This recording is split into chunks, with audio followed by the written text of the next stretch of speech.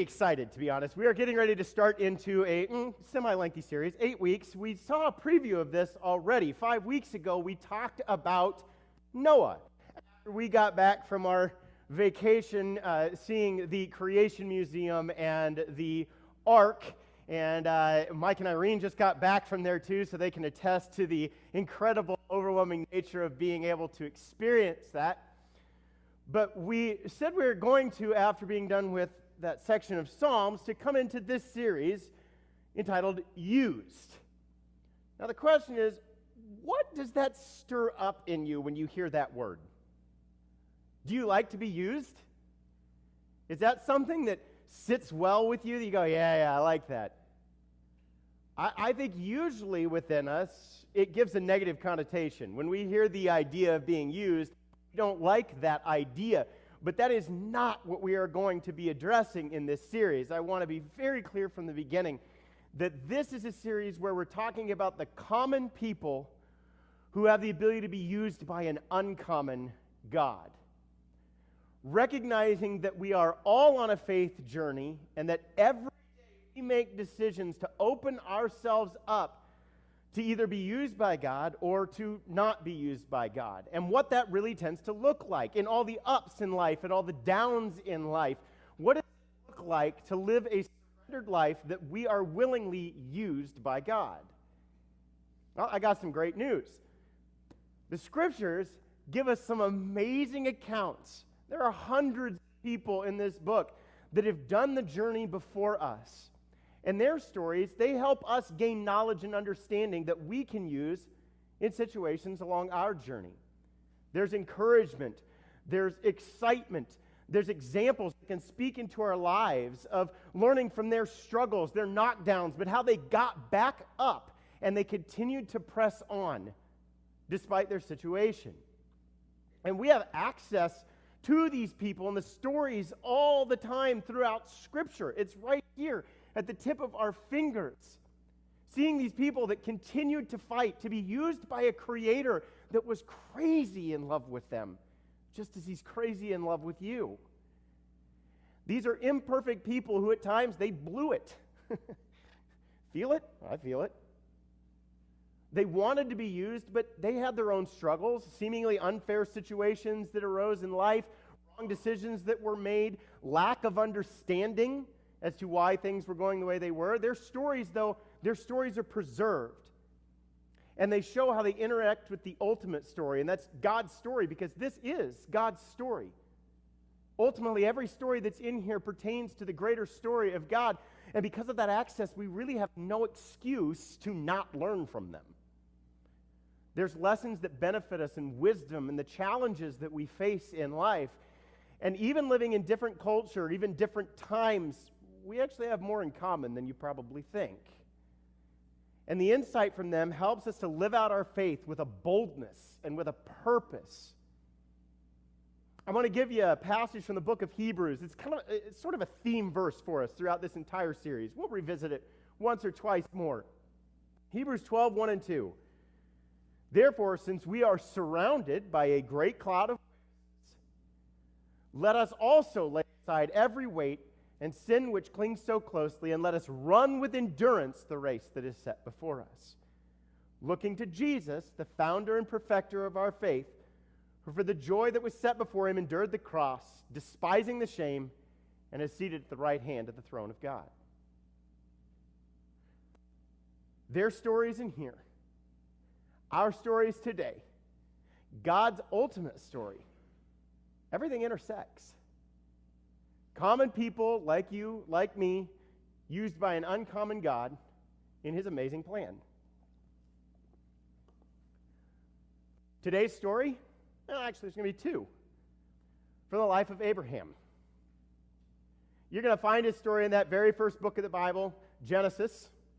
And Abraham, his life and his lessons teach us that those who went before us, they see things from a better perspective than those of us who are in the race currently. That makes sense, right? I mean, think about it. When it comes to others or yourself, when you've been through it yourself, it's easy for you to look at somebody else in that situation and come up with a solution for them, right? But when you're in the midst of that situation, it may not be as easy to understand it. See, the people that go through things before other people, we garner a more complete perspective because, well, we've already gone through something similar, and we've come out the other side, crossed the finish line, and we can be encouraged by those who have done that, who finished their race.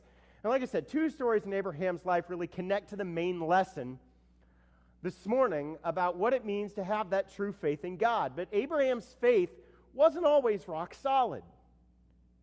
Can we identify with that? I think we can. Like us, he had some moments, some doubts, some obstacles along the way. In that race, he pulled some, say, metaphorical hamstrings, running that race that God worked out for him. But he learned a thing or two along the way that we can learn from him. See, he had this amazing developed faith. We can learn to have this developed faith, and we can sort of define that. We're going to do that this morning. We're going to say this. Faith is the ability to trust even when we don't completely understand. Faith is the ability to trust even when we don't completely understand. See, we're trusting a God that is bigger than anything we can comprehend. There is so much more than there is to us, and on occasion, we're just simply not going to understand everything. But that's okay. Something that a lot of times we're taught growing up is that when you enter into a situation, yes, we want to do our best to always give an answer, but there are times when it's okay to say, I don't know. See, it's about being okay with knowing later. We may not simply understand everything, and so we've got questions, and it's okay to not understand. Now, this doesn't mean that we just sit around and do nothing because we don't understand. We need to be reading the Bible. We need to be praying in communication to God. We need to be doing life with others on the same journey as much as possible so that we can learn and grow. Grow in our knowledge, grow in our understanding, grow in our wisdom, grow in our relationship. But when we don't get it, when we can't grasp it in that moment, we have to be okay that we know we can trust God even though we may not understand it in that moment. Because God's never going to let us down. And as people who say want to be used by God, we have to have the same confidence that Abraham did when he chose to believe that God always does the right thing. Not sometimes, not on Tuesdays and Thursdays, not when we think he does. No, God always does the right thing. Will you say that with me? God always does the right thing. Now, here's the thing. The truth is that many of us can easily say that. In fact, our hearts probably genuinely believe it. But I wonder if you take a little deeper discussion at times, I bet there's a time in life where you may have asked, God, are you really doing the right thing? Or you may have looked at somebody and said, do you really think he's doing the right thing? Because, if he was doing the right thing, this prayer would have already been answered. Or if he was doing the right thing, this person wouldn't have died before their time actually came.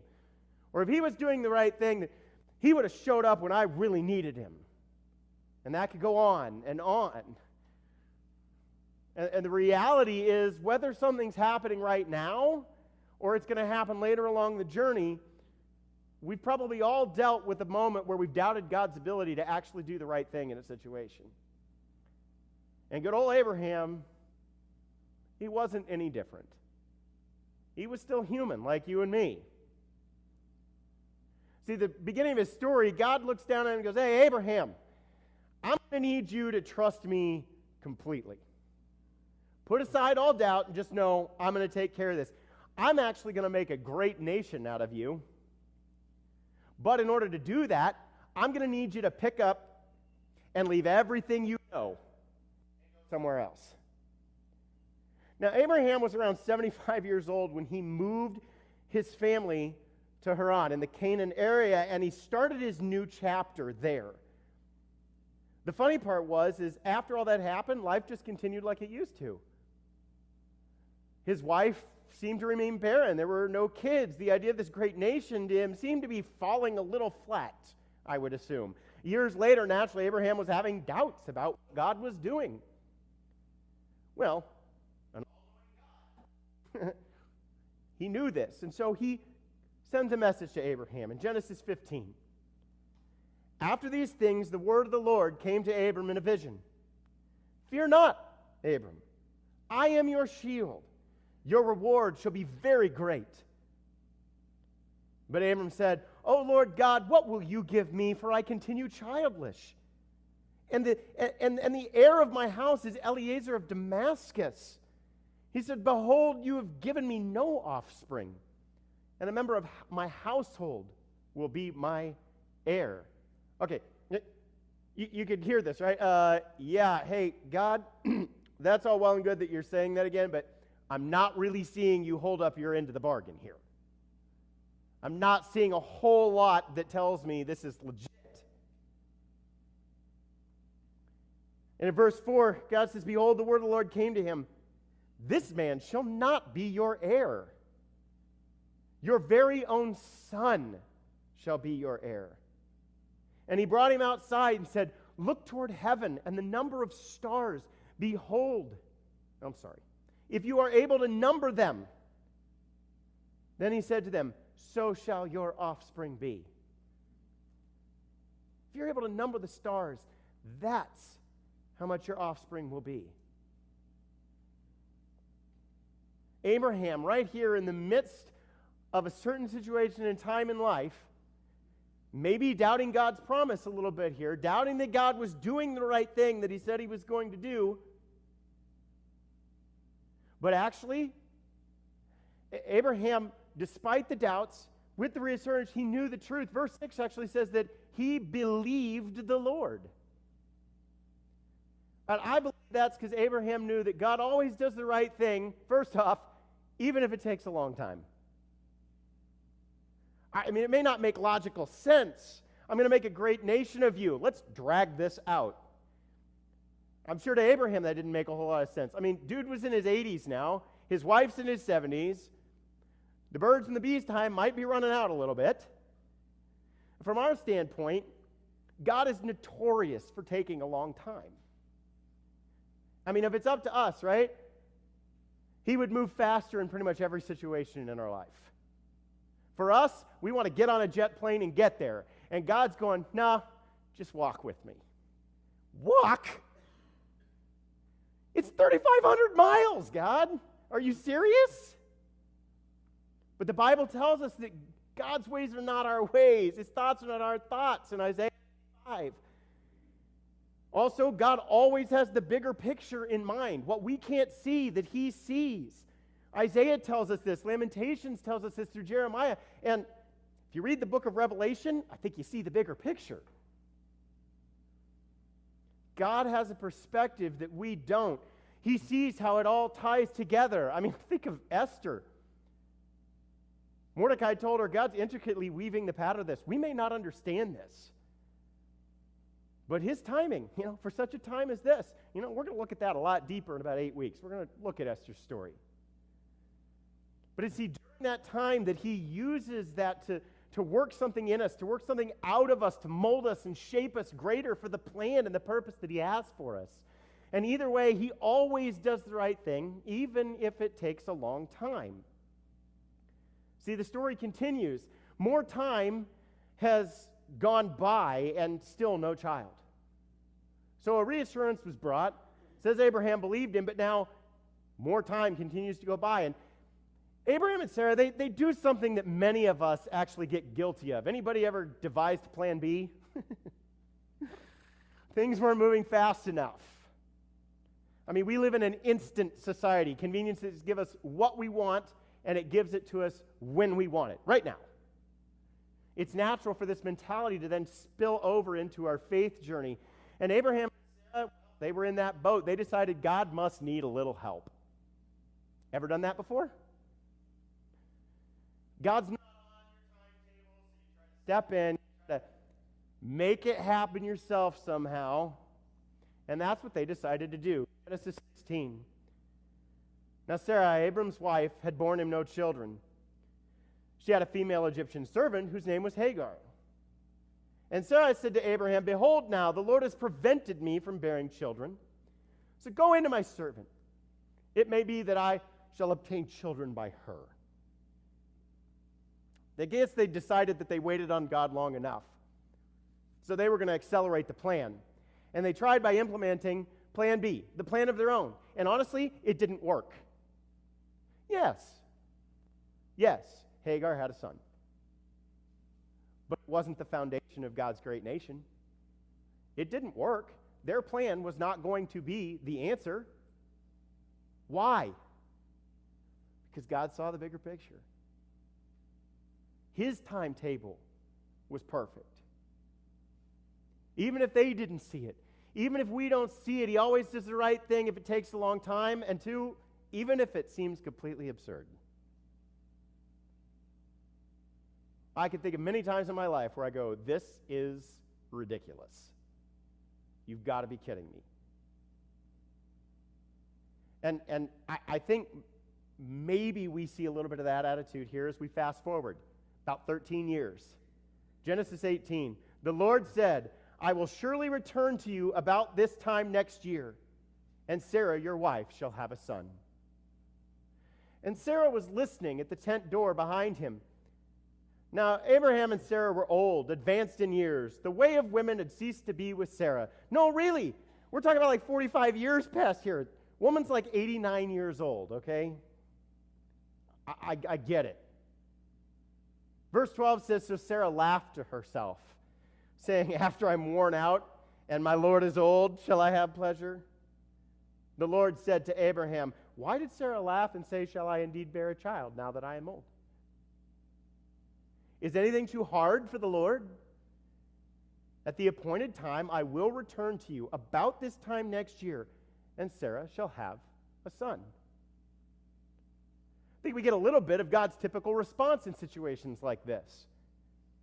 Hey, I don't know why she's laughing. It will be in my perfect timing, not your small, short-sighted timing. And that's exactly what happened, isn't it? I mean, if you grew up in Sunday school, you've heard this story on the basic level. The next year, Sarah has baby Isaac. And Abraham and Sarah, obviously in that moment, they realize God's timing is perfect. That He always does the right thing, even if it seems absurd in the ways that it's happening. And honestly, we know it's so much easier to look back on things and suddenly see how the timing was just right. Hindsight's always 20/20, right?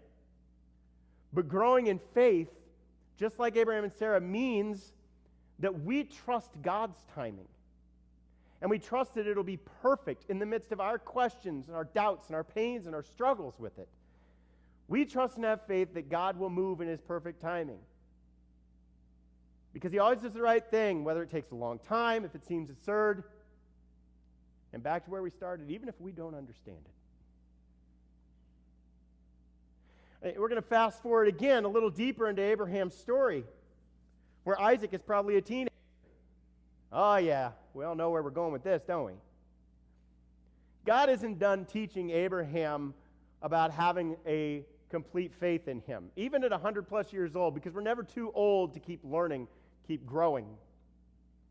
Now, in Abraham's time, it was very common to sacrifice animals to God. It'd be pretty weird now. It was not then. If your neighbor is sacrificing animals in their backyard, you may want to call somebody. But there was a deeper meaning to this process. See, this idea of sacrifice was actually all about giving up a thing of value to serve for a greater purpose. The blood of animals was symbolically offered by the nation of God to pay for the sins of the people. This need for a blood covering was meant as a reminder to them of how serious their sin was to God. And Abraham was very familiar with this, so it wasn't a surprise to him when God said, "Hey, I need you to go up there to Mount Moriah and you're going to offer a sacrifice to me." Now, the surprise hit when He said, "Oh, by the way, it's going to be Isaac." Now, we know that God knew that he wasn't planning to go through with this, but Abraham didn't know that at the time. And so he takes his son up to Mount Moriah. He ties him up, puts him up on the altar, draws the knife, and prepares to sacrifice his son. And then in Genesis 22, we read, "Then Abraham reached out his hand and took the knife to slaughter his son. But the angel of the Lord called to him from heaven and said, 'Abraham, Abraham.' He said, 'Here I am.' He said, 'Do not lay your hand on the boy or do anything to him. For now I know that you fear God, seeing that you have not withheld your son, your only son, from me.'"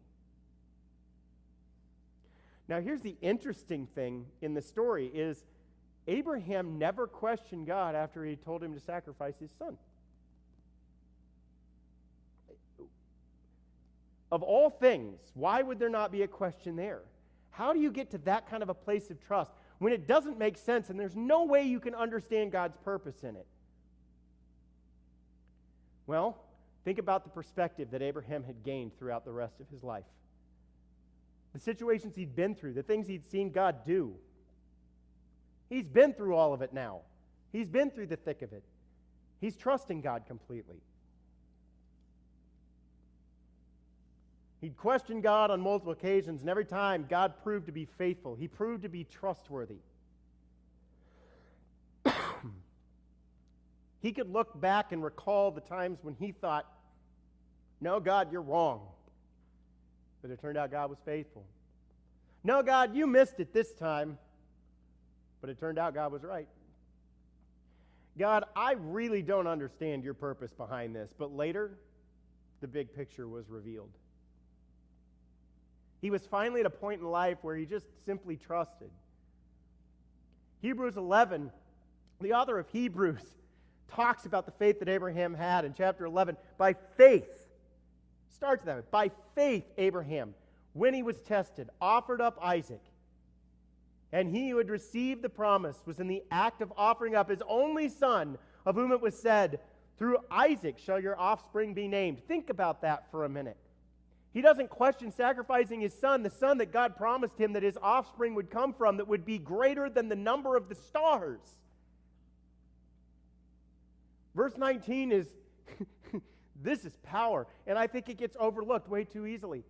He considered that God was able even to raise him from the dead. Woo! There's some trust. There's some faith.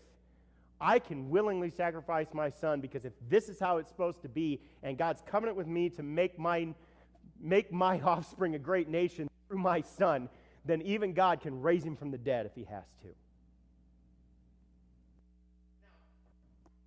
Abraham never actually saw someone raised from the dead, but his trust that God always did the right thing was even beyond his comprehension of how he was going to do it. It's because the more you know God, the more you grow in relationship with him. The more you understand him, the more your faith grows to a point where you learn to trust him. In Psalm 9, verse 10, it says, "Those who know the Lord trust him." Those who know the Lord trust him. God has a big picture perspective. I mean, think about it. Abraham had no idea of how God was actually going to use his story. It would point generations of followers to the ultimate sacrifice, the greater point of the story. Scholars believe that it's actually right there at Mount Moriah, thousands of years later, that God would allow his only son, Jesus, to be sacrificed for the sins of the world, allowing him to be the substitute for what we deserved.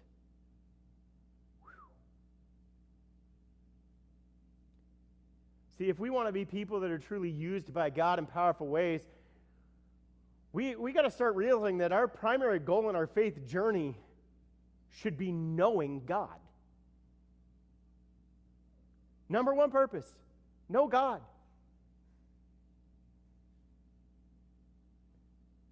And that purpose means that we learn to know him, but we may not understand everything. I mean, truly, if the prerequisite for our obedience to God's will is having to first understand God fully, in every aspect, then what we're doing is we're reducing God to the size of our brains. And that's a small God. Because he's too big for us to fully comprehend. That's why as we learn to know him, as we seek him more in relationship, our trust grows. That's why our trust grows, because we're not going to be able to fully comprehend him. And our trust grows to the point that we will follow in obedience, even when we may not understand or comprehend. We may not get it, but we look at it and go, this is what he gave us, this is what he said, so this is what we'll do. If you really desire to be used by God in your time here on earth, we got to develop a faith like Abraham. A faith that's not easily shaken or broken or shattered by anything. That when something bad happens or life doesn't go our way or we don't like something and the unexpected occurs, it's not a faith that easily questions anything because our little brains can't comprehend it.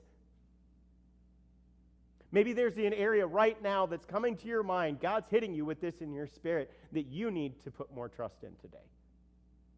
Maybe it's the relationship or a situation where maybe you're doubting God to do it. Maybe you don't think God's answering the way that you think he should, or he's not answering when you think he should.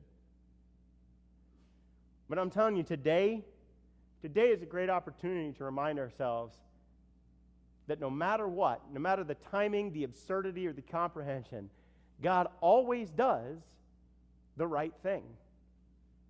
This morning, I want to ask that you let that truth kind of marinate. Whatever the situation is, or the relationship, the struggle that you might be dealing with, if anything, I want you to think about applying that to the point of a faith that is used by God. Because if we're going to be that people, then we have to trust him completely. We can't spend time questioning things. We can't spend time arguing with him. So maybe what you can do is you can just ask yourself two questions. Is God still on the throne? That's a pretty easy one, right? And the second one, whatever it is that you might be going through, did it catch him off guard? Was God surprised by what happened? Is God still on the throne? Did it catch him off guard? Then, just trust him.